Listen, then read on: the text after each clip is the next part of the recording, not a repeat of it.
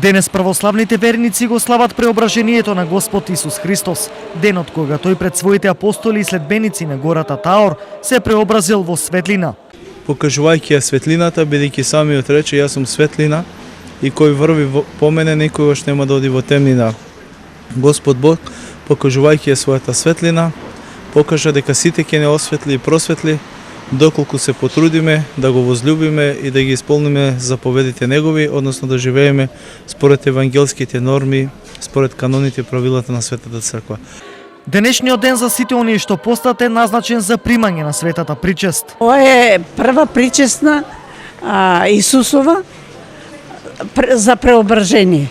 Ово е за посто сега, тие што постат и ние, мислам сите заедно и вие, тоа е еден добар лек и за душата, и за телото. И оние кои постеле, и оние кои тоа не го прават. Денес беа во црквите да го одбележат големиот христијански празник, познат меѓу другото и по тоа што се осветува грозието. Свечено, сите одеме на црква, молеме се на Бога, здравје Господа, дај среќа, долг живот.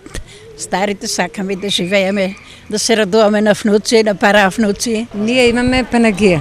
Нашата Панагија е преображение Господово. И гројзето, да, до сега не сме ни јаделе гројзе.